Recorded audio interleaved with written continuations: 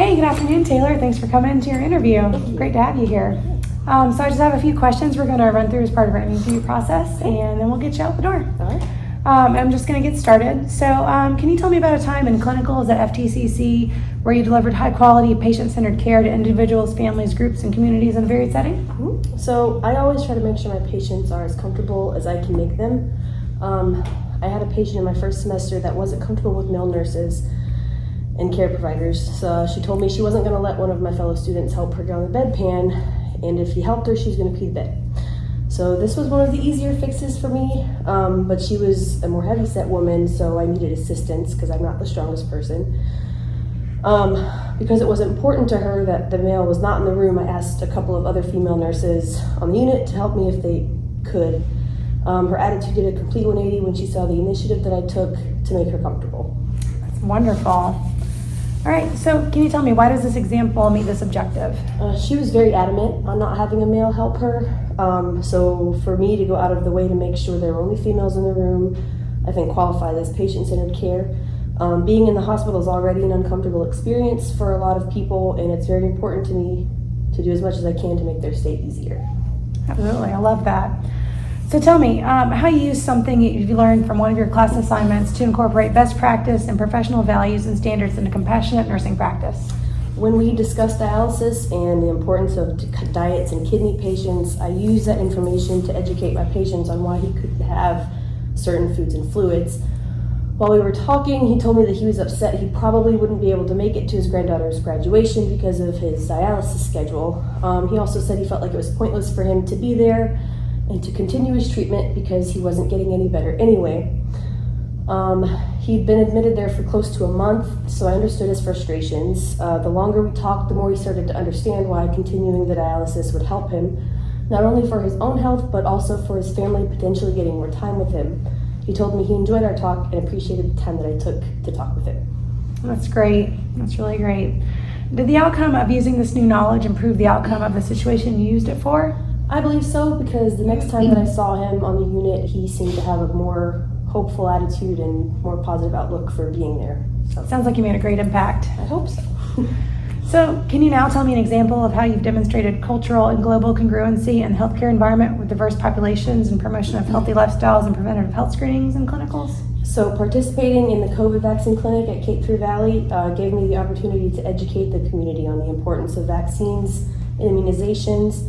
Fayetteville is a culturally diverse town with many different age and race demographics. Hospitals serve patients of all socioeconomic backgrounds, regardless of ability to pay, so we see a lot of different people. Many communities don't have adequate health care or health literacy, and being able to educate them was, being able to educate them on the importance of vaccines and immunizations, or having childhood immunizations could potentially help future generations. It was a great experience. Sounds like it was, for sure. So how does incorporating this impact how and what you present in patient discharge information education? I think it keeps our patients informed on things that benefit their overall health and potentially influences their loved ones to also take care of themselves a little better. Definitely. Can you describe a situation in SIM or clinicals at FTCC where you function as an effective member of the healthcare team demonstrating excellent interprofessional collaboration?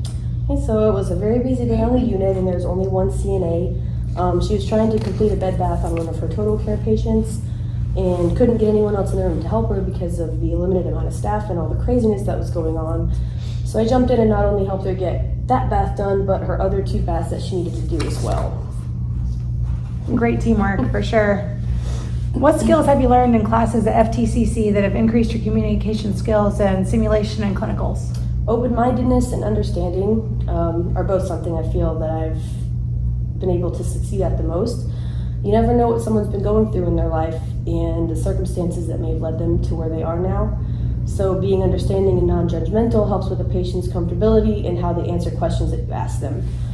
A good example of this was when I wasn't in clinical as a nursing student, but while I was working as a CNA in the beginning of nursing school, I had a patient on an ortho-neuro unit that I worked on. She was a known drug addict, and I remembered having her a few months back. I hadn't seen her in a while. So in the beginning of her stay, she was very mean and very nasty to everybody that was helping her. and it just wasn't a good time. She was there for about a week, and towards the end of her stay, I was helping her get cleaned up because she was going downstairs for a CT, and she just started apologizing to me out of nowhere. And I asked her, why are you apologizing to me? This is fine. I'm taking care of you. She told me that I was the only person, in her own words, that didn't treat her like a disease. And that kind of just stuck with me because I was like, okay, there should be a lot more compassion in healthcare. And she started telling me that she was clean for a while and she was doing really good going to meetings and, trying to get her job. But then an ex of hers called and it resulted in her getting her child taken away from her again. So she relapsed and then she came back and ended up overdosing. So the whole time she was talking to me, I just sat there and let her talk. I just listened and, hoped that it was helping. And when she was done, it looked like this huge weight had been lifted off of her, and she just smiled at me with tears in her eyes. So, like I said, it's one of the many experiences that have just stuck out to me because, it's not every day you get to make someone feel better for telling you what they're going through. But it just goes to show that even though a person may make choices that you don't agree with or that you personally wouldn't do yourself, you should never assume that they're a bad person. I think that's something a lot of people tend to forget after being around this type of thing for so long. So it's just easy to shrug people off and make judgments. But the best thing you should do is just listen. Sounds like you have a lot of really good compassion for what you do.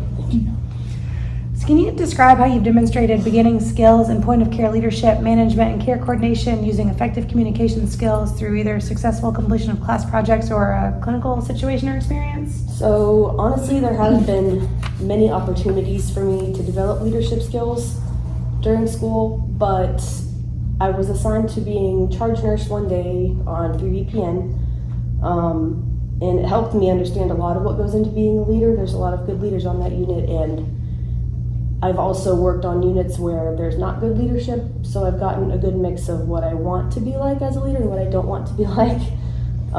It's important for your team to know that they can come to you when they need help, because if they can't approach you, it could lead to unsafe situations for not only your patients but also for yourself. You want to be a mentor and advocate for your team as much as possible and create a work environment that is safe for everyone. You're really making me want to come work on your team, that's for sure. How do you plan to grow and strengthen those leadership skills in your practice as a nurse? A self-examination of my strengths and weaknesses, I think, will help me identify what I can consciously work on. I'll use initiative to attempt to solve problems before handing them off to others. Lastly, I will never stop trying to expand my knowledge, and I'll always ask questions if I don't know something and, seek to learn new information. Sounds like you're on the right track. Can you describe now for me how you implement safe and competent care to individuals through both system effectiveness and individual performance in varied healthcare settings? I always involve patients in their care as much as possible because I feel like nobody knows the patient better than themselves or their family. Great. Can you tell me about a specific clinical situation in which you identified something unsafe for a patient and what you did about it and why? And then would you change what you did now? Yeah, so I remember when I was at Highsmith Rainey, I had a patient who had multiple bed sores and she had a Foley catheter and was incontinent of stool. She had a bowel movement and needed to be cleaned up, and we discovered this during our morning med pass. But the nurse didn't want to clean her up right then. She said she didn't have time and it wasn't her job.